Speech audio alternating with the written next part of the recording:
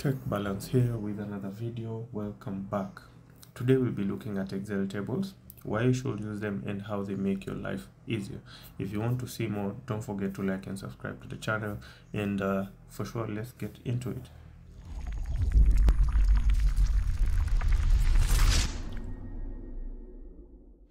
Excel tables are really good in terms of data editing.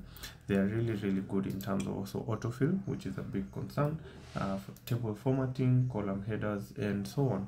So for example, when you look at the data set we have between columns A to F, you realize this is a long data set, and as you scroll, all you are left with is the column number or the column letter. You are no longer able to see the column header. So just to better articulate this, I will copy this data. One of the shortcuts I love in terms of copying data, you can always go for cut and paste, copy and paste, or you can hover over the edge of your data set, your range, hold out your control button, you see your mouse changes to a mouse with a small plus sign on the top right side, drag that data to wherever you want to paste it, and release both your left mouse button and your control button, and you immediately have a duplicated data set. So I'll just zoom out a little. I will select the first set of data. I will click on Control A. It selects for me the first data set. Let me delete these totals. We do not need those ones at the moment. I will reselect my data.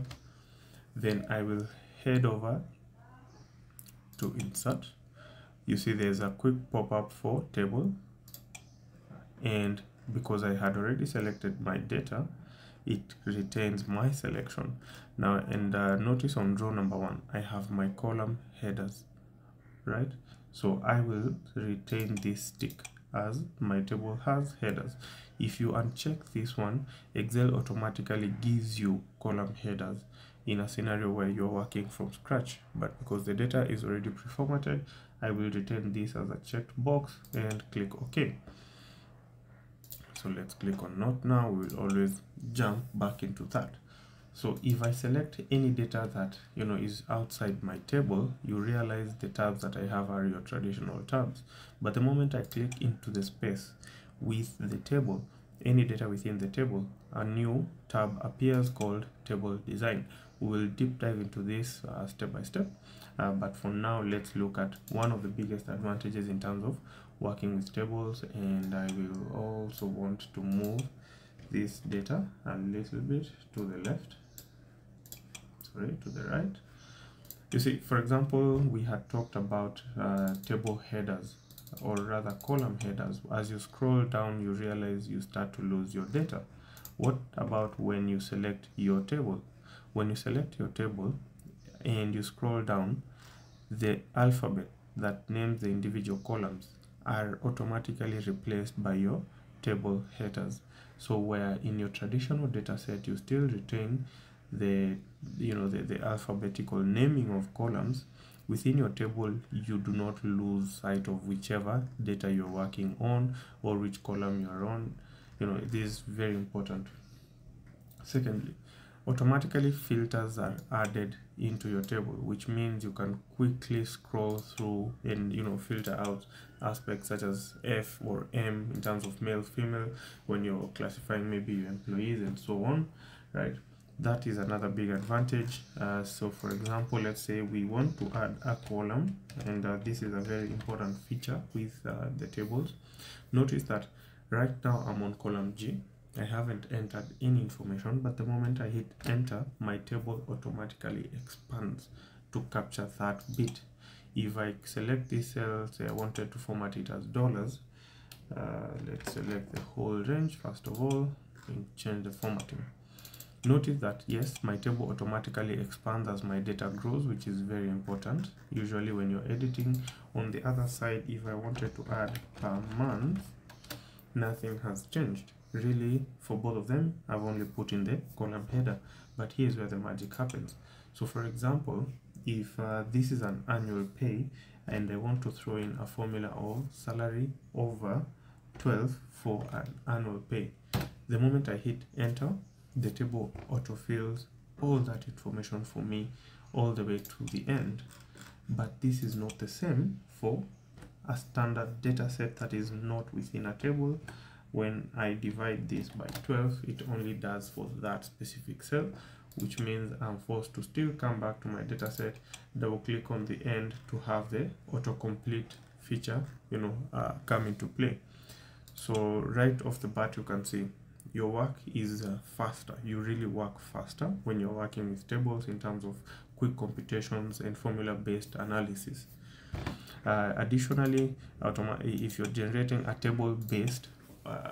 chart based on a table, it's very, very easy to work with. Thirdly, you remember when we were talking about ranges, how to name your range. Your table automatically names ranges for you. So you see, for example, in this formula, when you look at the formula bar, you see it's not referring to cell F2. It's referring to cell, it's referring to this data set as salary based on the column header. So if I was to throw in an equal sign, you see it immediately refers not to that cell as G2, but to that range as the per month range. And you have the salary, email addresses, gender, employee ID, surname, and so on, which is very important in terms of having consistency in your Excel files, right? Then we have seen how to expand your table. Another neat trick that comes with tables, if I head over to the table design tab and click on the total row, you immediately see column number 52 is added. So I'll just zoom in again just to make sure you see that bit. I will select my table. I will deselect my total row. You realize we do not have totals. What happens when I get back to my table and click on total row? It throws in that table for me, and notice that I have a number of quick formulas or functions that I can use. I can always change that to an average, and then under the salary I could change this as well, maybe to maybe a sum to quickly see the total paid out, right? And at this point I'm able to see the average of my totals. This is very important whenever you're working with Microsoft Excel. Additionally, let's say I wanted to have banded columns. You can have quick formatting. If you want your last column to be uniquely formatted or your first column to be uniquely formatted, you are able to do that. If you do not want the filter ribbon and so on, you are able to play around with that. Another neat trick is in terms of data editing. When you look at our table, or rather our data set, which is not within a table, not within a range, it's not formatted. Simply put, it could be termed as looking unpleasant. If I head over to my table, go to table design, I have a lot of ready-made designs. So whatever theme I'm going for in terms of my workbook, you can see as I hover over the various options of data editing, I'm able to quickly select what is aesthetically pleasing for me, and I'm able to select and retain the same formatting. So it's really up to you to decide which format works best for you and how you'd want your data set to appear when you're sharing it with someone else, say in the organization or even in your team. Then the next point as to why you should use tables is in terms of the your ability to create very dynamic charts. So your chart will obviously keep on varying based on the formulas that you have. And if I was to select this and I head over to insert, and I wanted to insert, let's look at recommended tables. No, I do not want a pivot table, sorry for that. I want a pivot chart, and I want to base it off table 1. Let's say I want to see maybe the employee versus, let's not use that one, let's use something a little easier to play around with, where we have fewer variables. You see the kind of chart I have in terms of sum per month. Remember that our data here in terms of the per month was based on 12, right? And I'd like you to quickly capture the maximum or minimum values we are seeing here is about maybe 1300.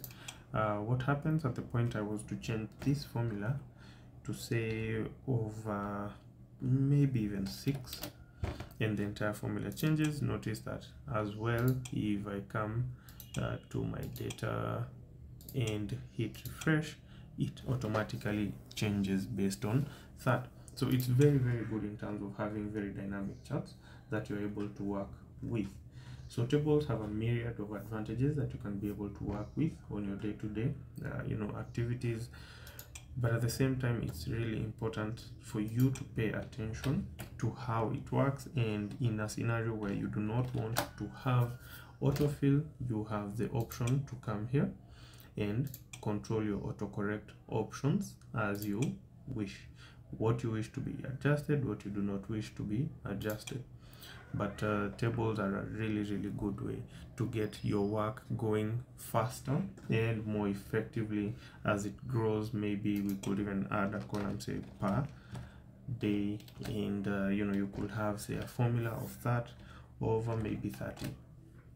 So it's a very, very powerful way to quickly work and make your work less hassle, hassle free, if we may use that word. Do make sure to check out our other videos, and we look forward to seeing you on the next one.